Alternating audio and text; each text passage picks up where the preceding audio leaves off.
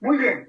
Ahora, jóvenes, yo les decía en la clase de vía piramidal, las lesiones medulares generalmente son de las dos vías piramidales. ¿Recuerdan? Les hice este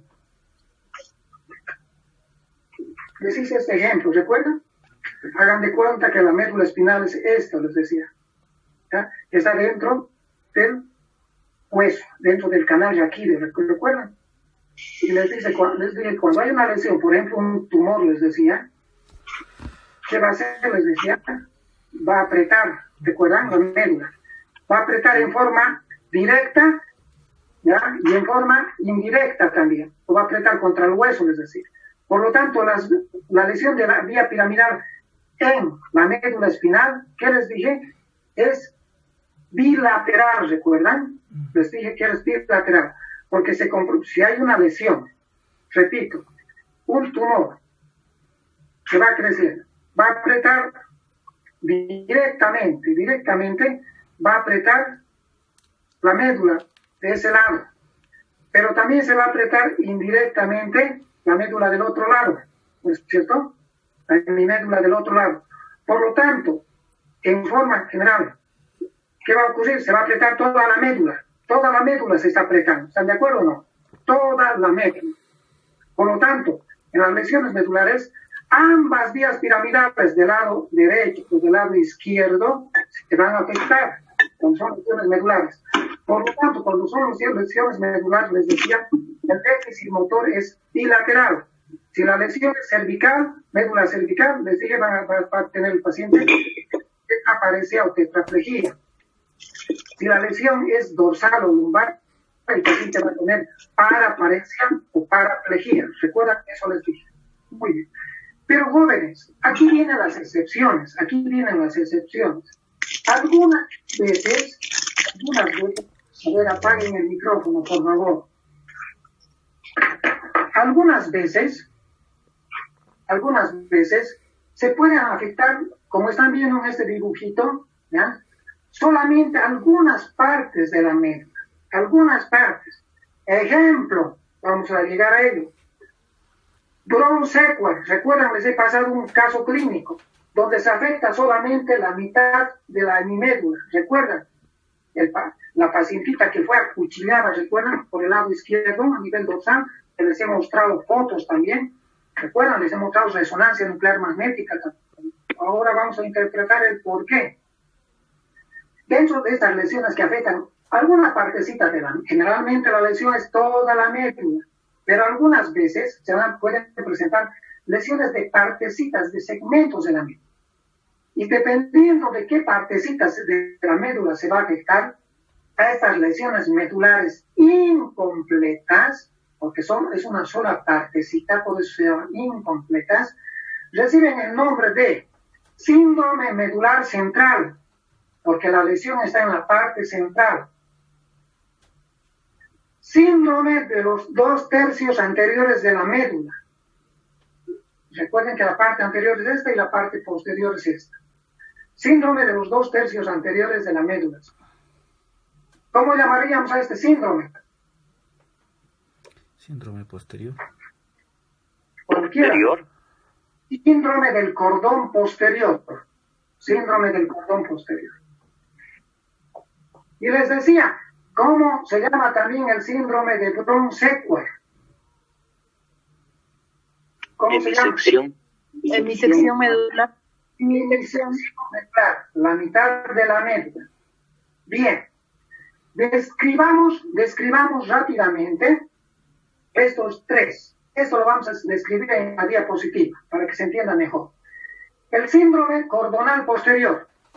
Si nosotros tenemos una lesión del cordón posterior, por ejemplo, a nivel cervical, ¿ya? Por ejemplo, vamos a dar como ejemplo, la LUES, la sífilis, produce frecuentemente lesiones del cordón posterior.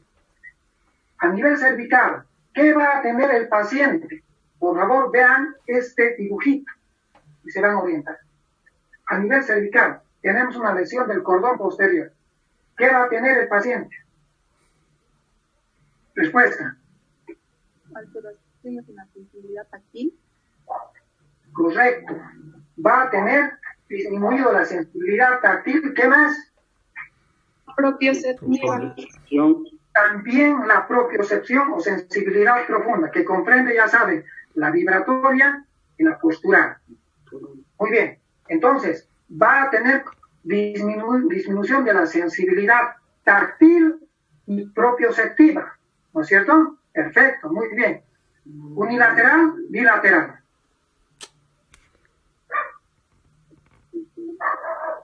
¿Ah? Bilateral. Bilateral. Si es cervical, por lo tanto, el paciente para abajo, les he dicho, todo se manifiesta para abajo. No va a poder sentir, ¿qué cosa? Tacto en las manos, en el tronco y en las extremidades inferiores. Va a tener disminución del tacto y de la propiocepción en las 4 extremidades. Y si tenemos un síndrome cordonal posterior a nivel de la médula dorsal, ¿qué va a tener el paciente? Cualquiera. Sergio Estrada. Dale, Sergio. Natalia, dale, Natalia González. Hilary. Terán. No importa si se equivocan, si no es examen. Si a nivel de la médula dorsal se presenta una lesión de ambos cordones posteriores, ¿qué va a tener el paciente? Sin miedo, no es examen. Va a disminuir la sensibilidad en las extremidades inferiores.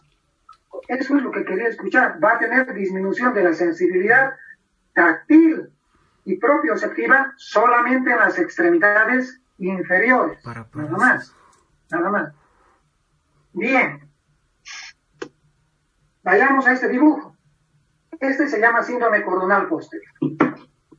Hemos descrito. Este dibujo donde se comprometen los 2 tercios anteriores de la médula espinal. 2 tercios. 2 tercios. Se llama también síndrome de la arteria espinal anterior. No sé si se puede ver bien ahí en la parte anterior. Hay una cosita rojita que no sé si se puede ver. Es la arteria espinal anterior. ¿Ya? Esta arteria espinal anterior irriga los 2 tercios anteriores de la médula. ¿Ya? Y cuando se tapa esta arteria, se obstruye esta arteria, se va a presentar este síndrome, el síndrome de la arteria espinal anterior o síndrome de los 2 tercios anteriores de la médula. Por favor, traspolen este dibujo acá. ¿Qué va a tener el paciente? Por ejemplo, si la lesión es cervical, otra vez Hilary, sin miedo.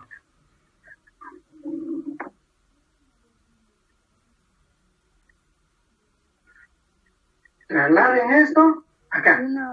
Disminución de la función motor en las 4 extremidades, doctor. Excelente, porque se comprometen ambas vías piramidales. En las 4 extremidades va a tener el paciente ya sea tetraparesia o tetraplegia, ¿no es cierto? Muy bien. ¿Qué más se afecta? Disminución de sensibilidad táctil. Disminución de la temperatura y el dolor. Y el dolor, doctor. Claro, nada de táctil. Va a tener disminución de la sensibilidad L, espinotalámica lateral, color negro.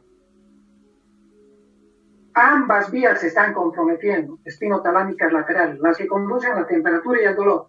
Por lo tanto, si la lesión es cervical, el paciente va a tener, además de tener déficit motor, tetraparesia o tetraplegia, por lesión de ambas vías piramidales, va a tener por lesión de ambas vías espinotalámicas laterales, va a tener disminución de la sensibilidad dolorosa y térmica. ¿De acuerdo? ¿Qué va a conservar este paciente que tiene un síndrome cordonal posterior? Síndrome de los 2 tercios anteriores. El tacto y la La postura, doctor. Correcto. Va a conservar la sensibilidad, ¿cómo es? Táctil. La postura. Doctor. Claro. Recuerden que la sensibilidad propioceptiva se llama también profunda. Y recuerden que dentro de la sensibilidad propioceptiva profunda está muy bien lo que estaban hablando algunos, la sensibilidad postural y vibratoria. ¿Cierto? Correcto. Se conserva entonces en el síndrome de la arteria espinal anterior el tacto de la sensibilidad propia. Perfecto. Y aquí viene la prueba de fuego, jóvenes. Escuchen. Lo que les he dado es el caso clínico que se presenta 1 a 2 veces por año. Y es muy interesante porque, como el caso que les he presentado de la chicoca, creo que tenía 19 años, ¿no es cierto? Que va por la Rastambo y es acuchillada por un pandillero, y aunque ustedes no crean, por defenderle a su chico, a su enamorado, entonces es agredida, es acuchillada por un pandillero. Entonces, ocurre que esta chica sufre una lesión, no me acuerdo, creo que era el lado izquierdo, pero bueno, vayamos. Si se lesiona por un cuchillo, ¿ya? La hemimédula del lado derecho, se puede ver, ¿no? Hemimédula del lado derecho, vamos a este dibujo. ¿Qué va a tener el paciente? Hemiparesia. La paciente en este caso sufrió una lesión dorsal. Hagamos de cuenta que fue del lado derecho, aprovechando este dibujo que es del lado derecho. ¿Qué va a tener el paciente? Vayamos a ver las 3 vías. La vía motora, la vía motora, que es la vía piramidal, y estas 2 vías sensitivas. Primero, lo más importante, ¿qué creen que es ustedes? ¿La motricidad o la sensibilidad? ¿Qué es más importante? La motricidad. Motricidad. Motricidad. Sensibilidad. Pues, camines, ¿no es cierto? Que no muevas. Desde luego, la motricidad es lo más importante.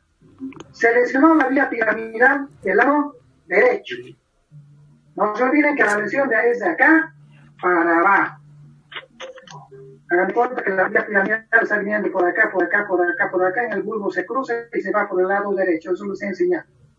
Si se corta la vía piramidal del lado derecho, a nivel dorsal, ¿qué tenía la paciente? Una hemiplegia lateral. ¿Ya otro? ¿Qué? Dale, Ariel Ernesto. O cualquiera puede participar. Sí, mira, si se equivocan. Hemiplegia ipsilateral. ¿Ya alguien más? Hemiparesia ipsilateral. No es hemiparesia. ¿Qué es? Hemiplegia. Hemiplegia. ¿Qué es? Paraplegia. Si es al lado dorsal, si es la parte dorsal, no sería Paraplegia ipsilateral. No se llama paraplegia. Está por ahí, cerca. ¿Qué? Monoplegia, doctor. Correcto, es solamente una vía. ¿Acaso se está lesionando ambas? Es una. La paciente tenía monoparesia, o puede ser monoplegia. Ya saben los conceptos de paresia y plegia. Paresia es la disminución de la fuerza muscular.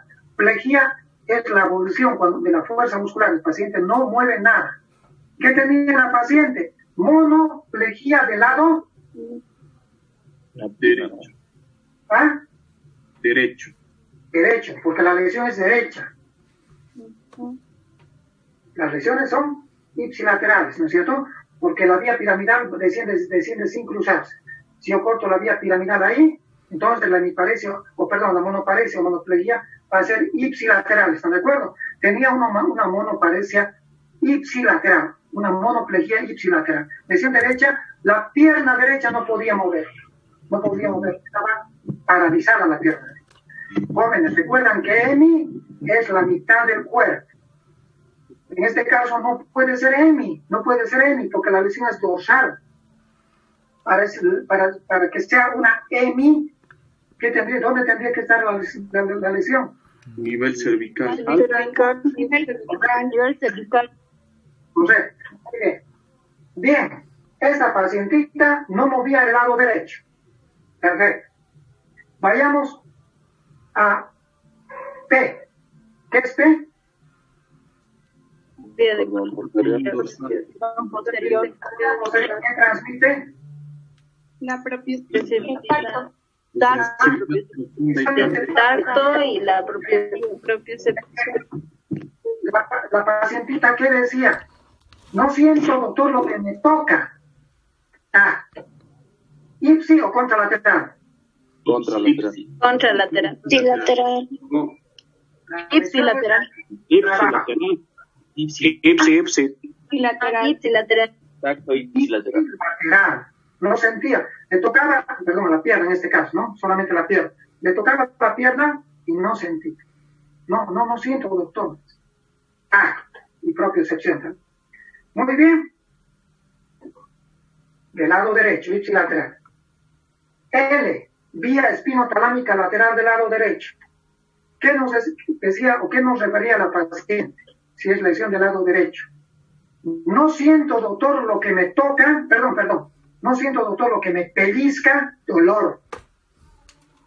Lo que me punza, doctor, dolor. Con el alfilercito, doctor, no siento. ¿En forma ipsilateral o en forma contralateral? Contralateral. Porque ella está cruzada la vía. Contralateral. ¿Entiende? Sí. Contralateral. Para abajo. Entonces, las sensibilidades del lado izquierdo van hacia el lado derecho, ¿no es cierto? Por lo tanto, si la lesión es del lado derecho, la pacientita nos decía, doctor, pero qué raro, me decía. Aquí usted, yo no puedo mover el lado derecho. Me pincha, doctor, y lo siento. ¿Se está entendiendo, no? En el lado derecho. Pero en el lado izquierdo, contralateralmente, usted me pincha, doctor, y no siento. Es decir, el dolor y la temperatura en el lado es en el lado contralateral, en el lado izquierdo. ¿Están de acuerdo o no? Sí. Es contralateral.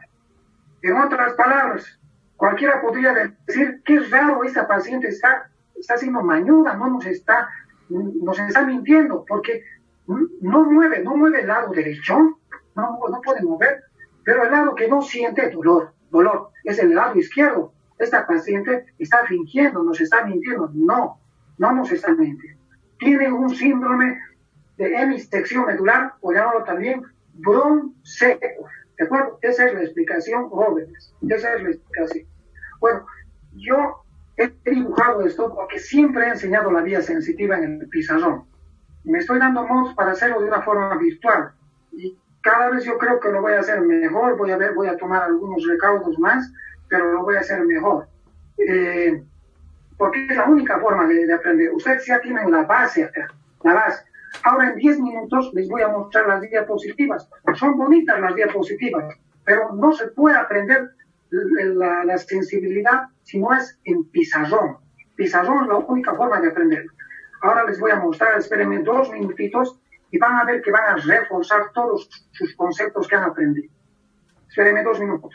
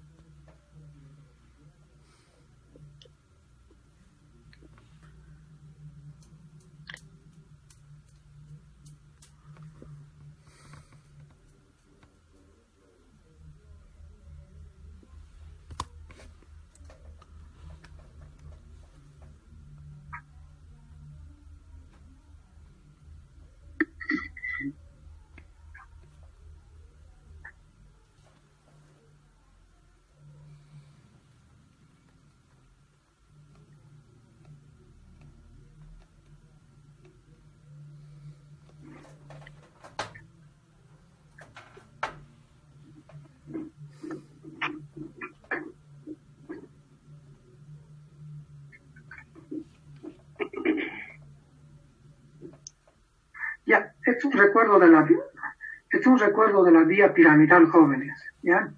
Vean que la vía piramidal, que hemos hablado en la primera clase, se origina en la circunvolución frontal ascendente. Todo lo que es frontal es motor.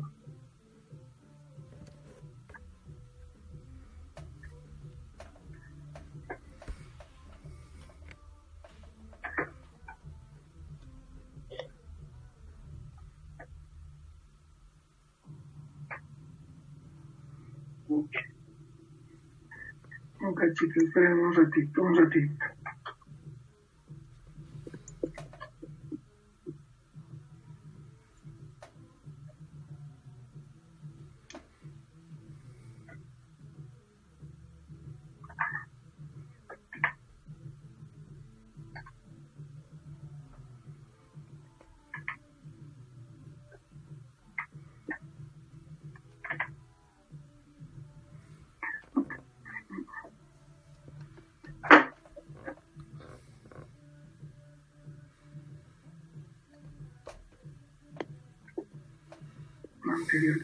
Anterior a esta y una.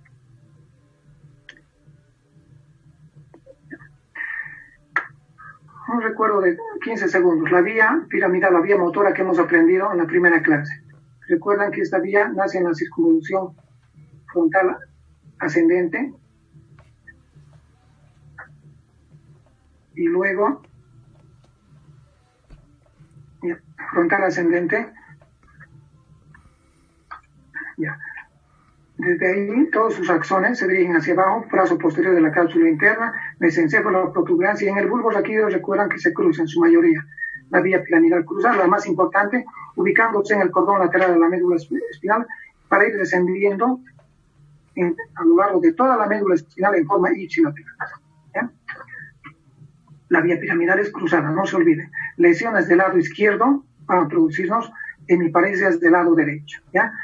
Excepto en la médula, si en la médula hay una lesión, una lesión de la médula espinal de un solo lado, la lesión va a ser ipsilateral, cuando se refiere a la vía piramidal. Bueno.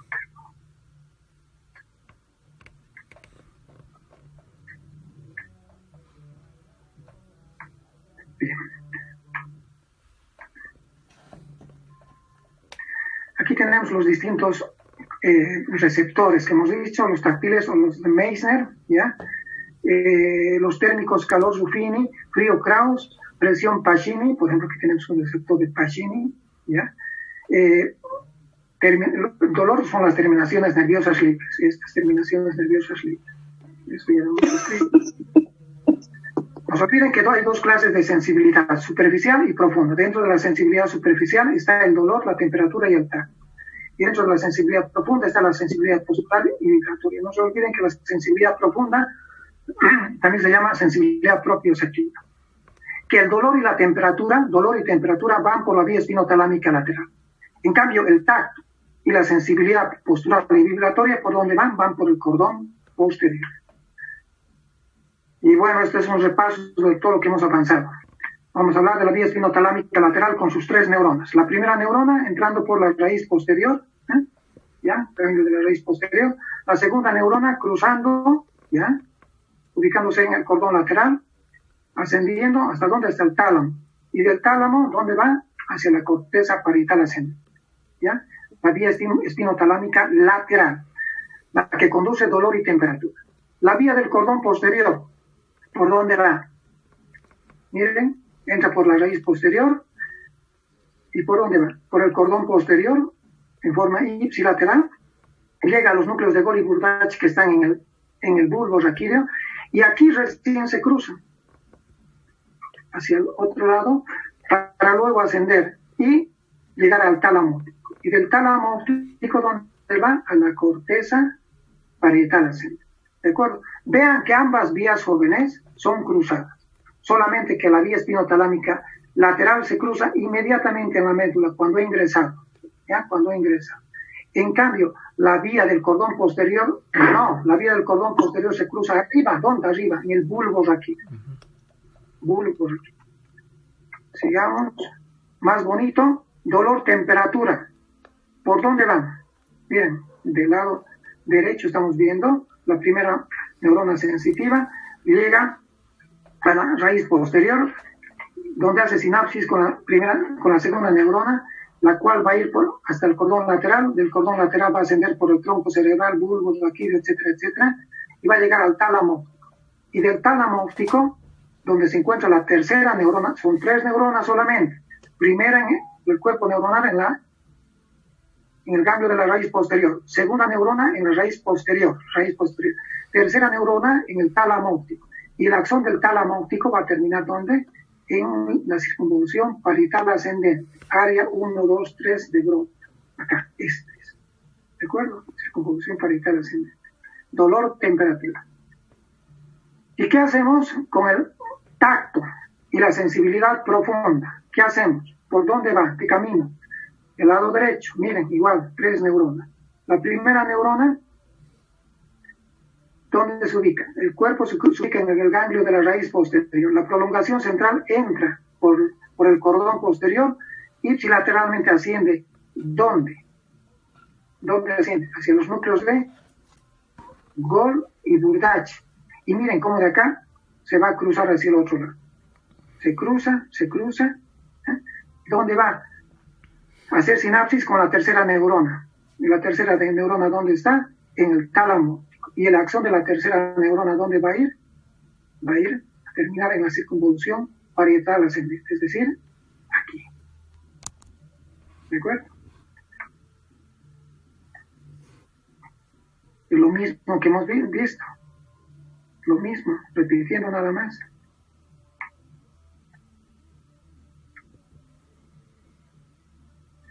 Que esto a su lado lo mismo.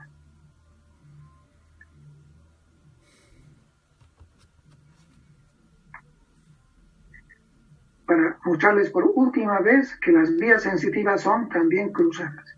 Las pinotománicas... Disculpen, no están pasando la diapositiva. Sigue la misma imagen. La primera, la diapositiva de la vía piramidal.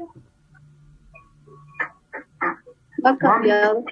¿No han visto nada? No, doctor. Visto nada, doctor. sigue la vía piramidal, no ha cambiado. Ay.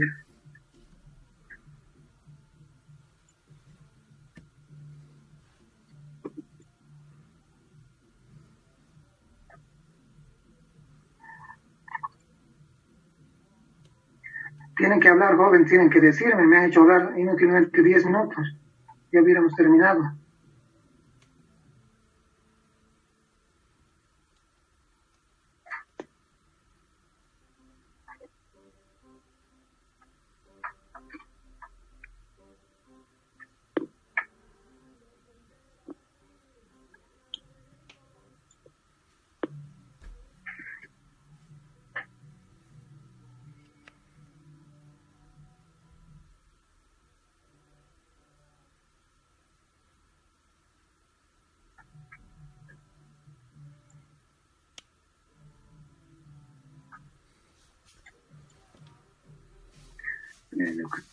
Yo creo que ahora sí.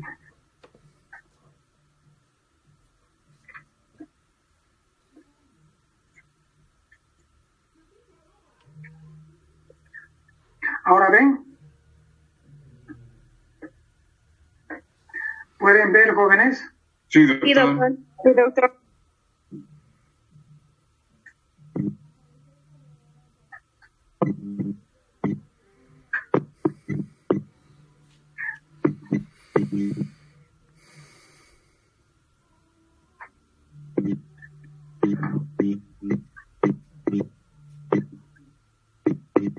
Nos quedan unos 5 minutos, jóvenes. Esto es muy importante. Yo tengo un poquito de paciencia. 5 minutos y terminamos.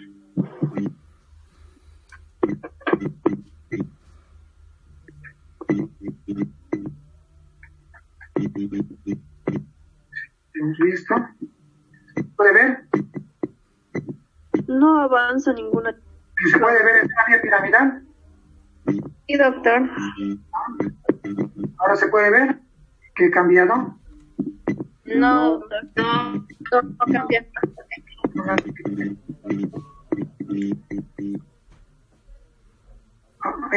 ¿He cambiado o no? No, No, no, doctor. No, doctor. 2 minutitos. Ya un poco, así en 5 minutos terminamos. Estas diapositivas que les voy a mostrar van a reforzar todo lo que hemos hablado.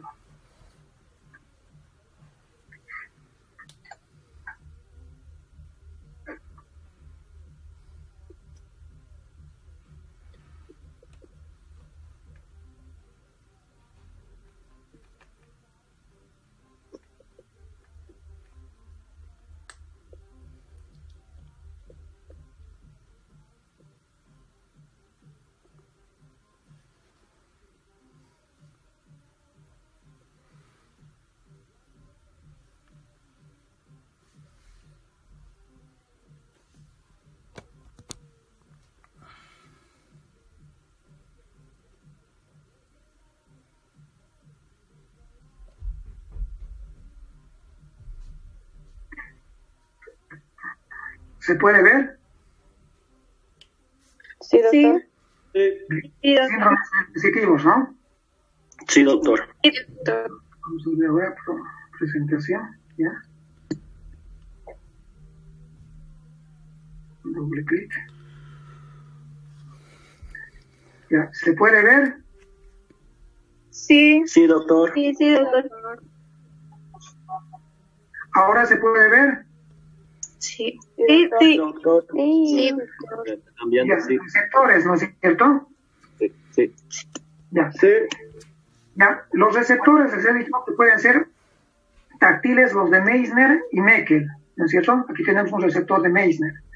Pueden ser también los térmicos llamados el de calor, los receptores de Ruffini, el de frío, receptores de Krauss, receptores de presión, Pacini, y en cuanto a los receptores del dolor, se llaman las terminaciones nerviosas libres, que son estas. Esto ya hemos visto, ya lo han anotado.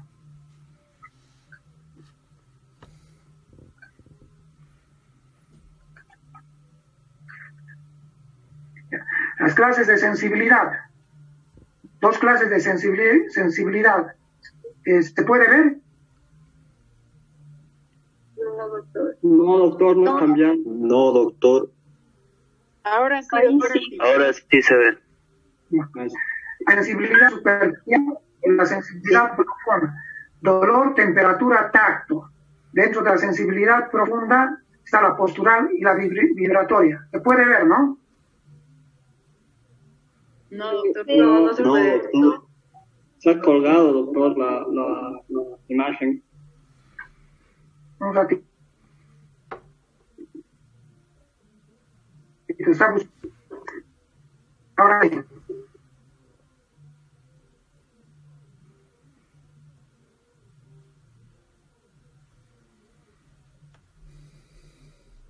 Ahora sí, ¿no?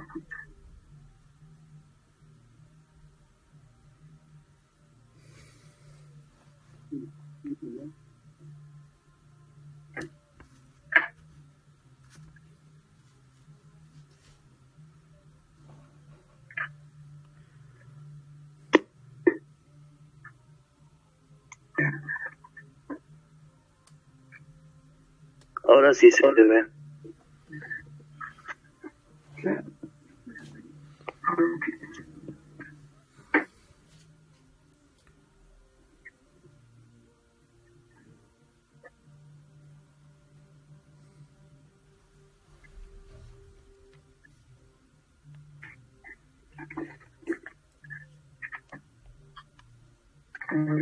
Deme 2 minutos más, voy a seguir intentando.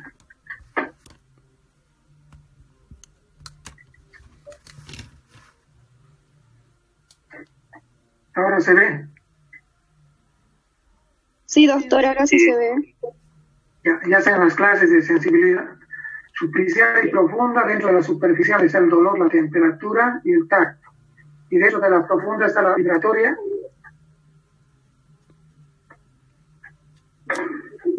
Postural y la vibratoria. A ver, vamos a pasar a la siguiente diapositiva.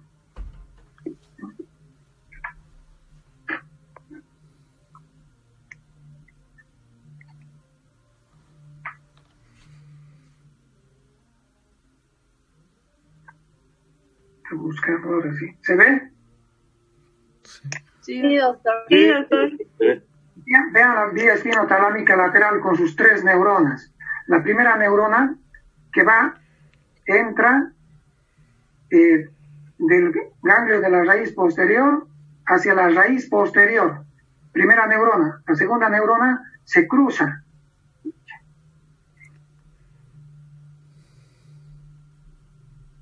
Se cruza y va hacia el tálamo óptico.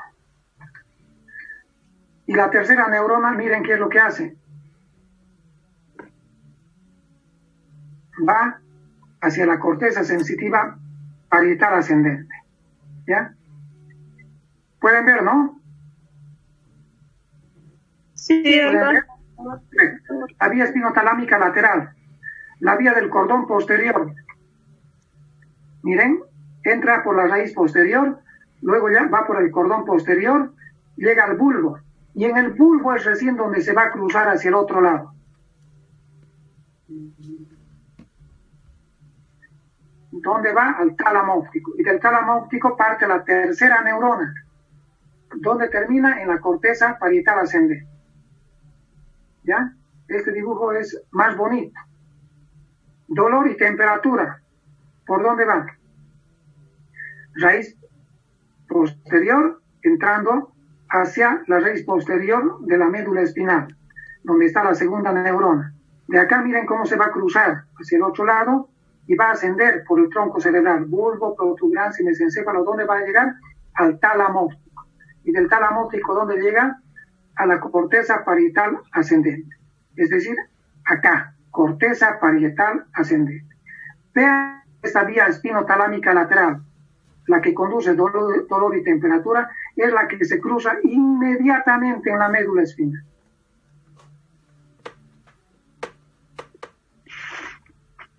¿Se puede ver? Sí, doctor. Sí, sí. La vía, ¿se ve eso, no? La vía de la columna dorsal. Sí, ¿Sí se ve? sí, doctor. ¿Se ve? Sí, sí, ahora sí. La vía que conduce el tacto y la sensibilidad propioceptiva. Miren por dónde va. La primera neurona entra por la raíz posterior, sigue por el cordón posterior y va a llegar al bulbo raquídeo, donde están la segunda neurona. ¿En qué núcleos? De Gol y Burtach. Desde acá, miren, recién acá se va a cruzar hacia el otro lado. Tálamo óptico, y del tálamo, la tercera neurona, a la corteza sensitiva parietal ascendente, es decir, acá. ¿Cómo se llama la corteza parietal ascendente? También área 1, 2, 3 de Broca, no se olvide. ¿Se ve? Por favor, díganme. Sí, doctor, se ve. Sí, doctor. Está bien. Bien. Lo mismo para repetir, para que quede grabado un concepto. Un concepto. Y ese concepto es que ambas vías sensitivas, tanto la espinotalámica lateral, dolor y temperatura, como la vía del cordón posterior, tacto y propiocepción, se cruzan.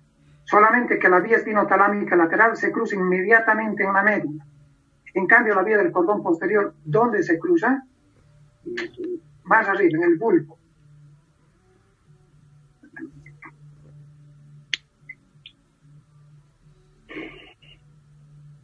Los síndromes sensitivos se clasifican en cortical, en talámico, recuerden el síndrome de Dejerin-Roussy, en síndrome sensitivo medular, en síndrome sensitivo radicular, síndrome sensitivo troncular, que no lo hemos descrito porque no considero que no se importa.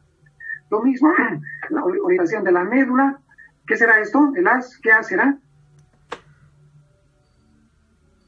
Lateral, doctor. Espinotalámico lateral de un lado, del otro lado. Esta es la vía piramidal, que se llama también vía córtico-espinal, vía piramidal, ¿vean? Un pequeño detallito quiero que vean. La vía piramidal, miren, la vía piramidal, aquí también tiene una somatotopía. ¿Recuerdan el concepto de somatotopía, no es cierto? La representación de nuestro cuerpo en el sistema nervioso central.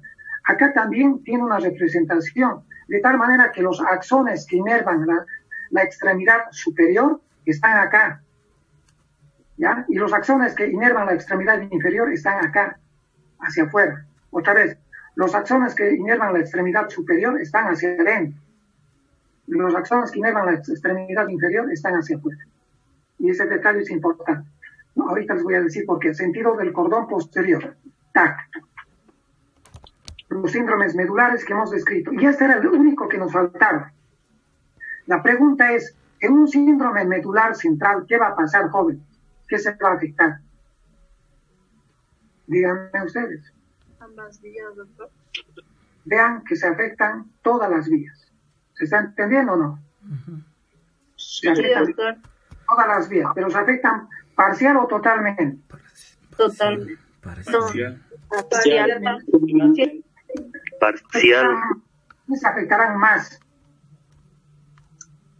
¿Las extremidades superiores o las inferiores? Superiores, doctor. Superiores. Correcto. La superior. La superior, porque les he dicho, la parte interna, esta que está comprometida, es la extremidad superior. Y la que está hacia afuera es la extremidad inferior, ¿no es cierto? Por lo tanto, se comprometen más las extremidades superiores de este lado y las extremidades superiores de este lado. Vayamos viendo rápidamente cada una de estas. En el síndrome medular central, por ejemplo, si hay una lesión cervical, ¿qué tendremos, por lo tanto? Se comprometen más las extremidades superiores, más, pero también se comprometen parcialmente las vías sensitivas. Por lo tanto, el compromiso es más de las extremidades superiores, tanto en la fuerza muscular como en la sensibilidad. En cambio, lo que está afuera es extremidad inferior, se compromete parcialmente o no se compromete. Por lo tanto, ¿qué decimos? Que las extremidades inferiores no se comprometen o se comprometen parcialmente. ¿Se puede entender, no? Más se comprometen desde el punto de vista motor y sensitivo las extremidades superiores y en menos proporción o casi nada las extremidades inferiores. ¿Se entendió eso? Sí, doctor. Y este síndrome medular central se conoce con el nombre también de síndrome siringomiélico. Síndrome siringomiélico. ¿Sí? ¿Sí? ¿Se puede ver? Sí, doctor. Sí, doctor. ¿Por qué se llama síndrome siringomiélico o síndrome medular central? Porque, jóvenes, vean acá en la parte central, ¿qué es esto? ¿Qué creen que sea esto? ¿El epéndimo? Correcto, es el epéndimo. Se llama síndrome medular central o síndrome siringomiélico porque a veces el epéndimo a veces se dilata, se dilata, y cuando se dilata el epéndimo, que es esto, se llama siringomielia. Por eso se llama una de las patologías de la parte central de la médula es la siringomielia. Por eso a este síndrome medular central también se le conoce con el nombre de síndrome siringomiélico. En este caso, estamos viendo un ejemplo de un tumor, o puede ser por un hematoma, pero no se olviden que también hay dilataciones del epéndimo que pueden dilatar la cavidad ependimaria y por eso se llama el síndrome medular central como síndrome siringomiélico. Tiene otro nombre, síndrome de Schneider. Síndrome de Schneider. Ya estamos terminando. Síndrome de la arteria espinal, como hemos detallado en el pizarrón, síndrome de Brown-Séquard, síndrome del cordón posterior. Hemos dicho, esto ya hemos visto, síndrome de la arteria espinal anterior, hemos dicho, se compromete si la lesión es medular dorsal, el paciente no va a ser dorsal, por debajo de la lesión a nivel dorsal, las extremidades inferiores van a estar paraparéticas o parapléjicas y el paciente no va a percibir dolor y temperatura, pero se va a conservar el tacto, la propiocepción. Síndrome de Brown-Séquard, hemos dicho, si es del lado derecho, en el lado derecho, ¿qué va a tener? ¿Qué va a tener? Pérdida de fuerza, ¿no es cierto? Si es cervical, una hemiparesia, un déficit de motor, una hemiparesia, por ejemplo, del lado derecho, si la lesión es cervical. Si la lesión es dorsal, vamos a tener una monoparesia como la pacientita que les he enseñado hace rato. Déficit motor ipsilateral, paresia. ¿Qué también en forma ipsilateral vamos a tener? Tacto y propiocepción. Y en forma contralateral, ¿qué vamos a tener? Disminución del dolor y la temperatura. ¿De acuerdo? En forma contralateral. síndrome del cordón posterior, ejemplo, les decía la sífilis, donde lo único que se afecta en forma bilateral es el tacto, la posición y la vibración. Y cuando se compromete toda la médula, ¿qué se llama esto? Lesión medular completa, para diferenciarla de las lesiones medulares incompletas. Y la lesión medular completa, ¿qué quiere decir? Que el paciente no va a mover nada porque tiene ambas vías piramidales comprometidas, no va a sentir nada porque ambas vías espinotalámicas laterales están alteradas, están comprometidas, no va a ser por debajo de la lesión, no va a percibir nada de dolor, nada de temperatura, y finalmente tampoco va a percibir tacto y propiocepción. Nada, es decir, por debajo de la lesión no va a tener nada. Vamos a hablar de esto cuando veamos los traumas raquimedulares. Los síndromes sensitivos radiculares, las raíces, miren cómo pueden ser comprometidas por hernias de disco, ¿ya? ¿Cuál es la clínica? Lesión izquierda, dolor, una ciática del lado izquierdo, dolor radicular acompañado de parestesias, disestesias. Bueno, aquí estamos viendo una hernia de disco que está comprometiendo una raíz. Y finalmente, síndrome sensitivo radicular también es el herpes zóster, que está siguiendo la distribución de una raíz, en este caso la raíz dorsal D8 o D9, ¿ya? Miren, en este trayecto del nervio se van a presentar vesículas, ampollas, lesiones costrosas, ¿ya? Y lo más importante, en este trayecto el paciente o la paciente describe un dolor intenso que viene y se va, por eso se llama dolor paroxístico. Pero es un dolor terrible, intenso, muy intenso. Puede ser en una de las ramas del trigémino, puede ser a nivel dorsal o en cualquier raíz nerviosa. Nada más, jóvenes, ¿alguna pregunta?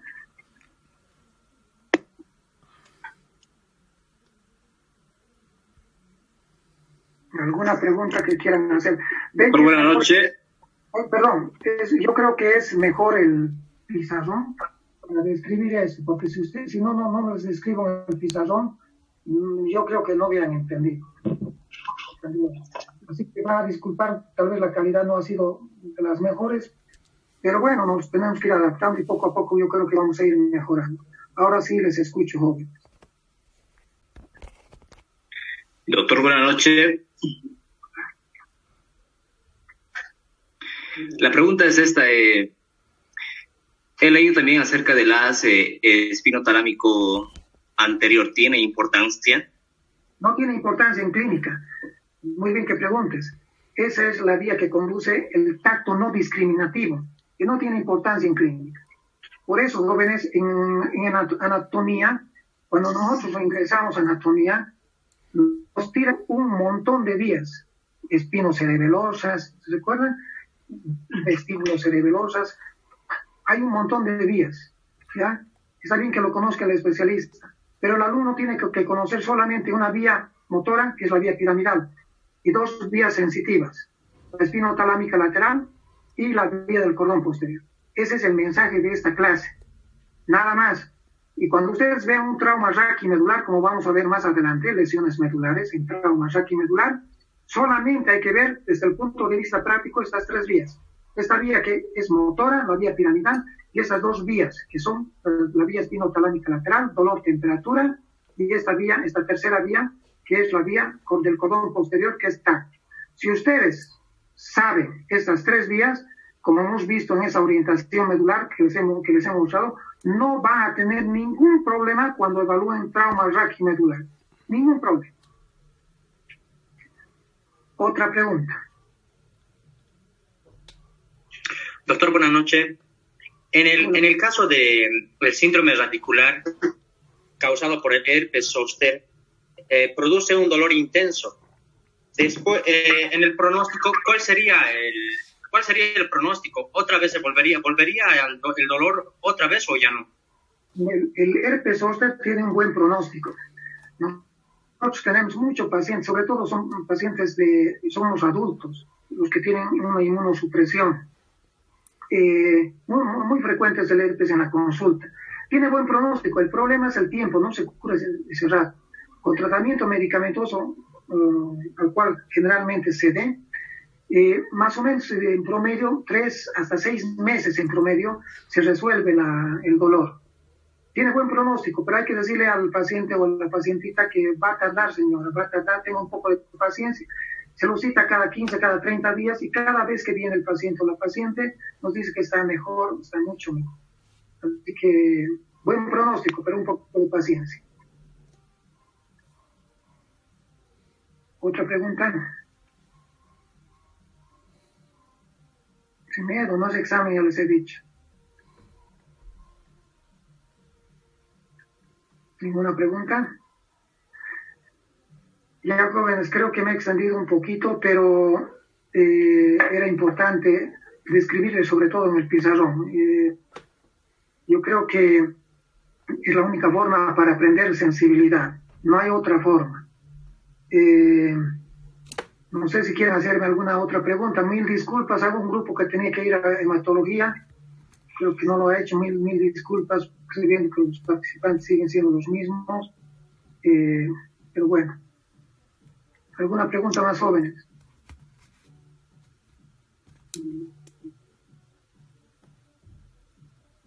Nada, ninguna. ¿Todo claro? Doctor, buenas noches. Hola, dale.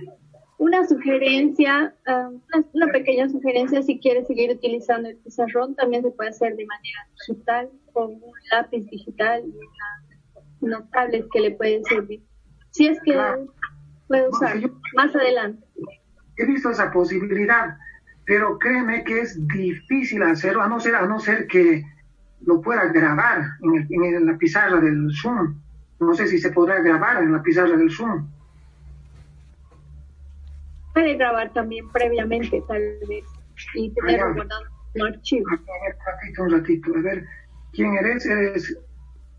Adriana Alvarado. Adriana, entonces te necesito, pues quiero que me enseñes. Claro, doctor, no hay problema. Perfecto. Dale tu nombre. ¿De qué grupo es? Del grupo 5. Del grupo 5. Mejor te voy a anotar, dame tu teléfono. Dame tu teléfono. Voy a enviar al chat, doctor. Perfecto. Entonces, por favor, me vas a ayudar. Me parece una muy buena sugerencia. ¿Algo más? Doctor, buenas noches. Buenas noches. Disculpe, en el síndrome cordonal posterior dijo que el ejemplo era, dijo que se producía por la sífilis. ¿Sí? ¿El pronóstico de esta cuál es? Dependiendo, o sea, generalmente la sífilis, la lesión del cordón posterior, se presenta en los estadios finales de la sífilis, en la fase terciaria, en la fase, ¿cómo se llama? La cuarta fase, o en la tercera fase de la sífilis.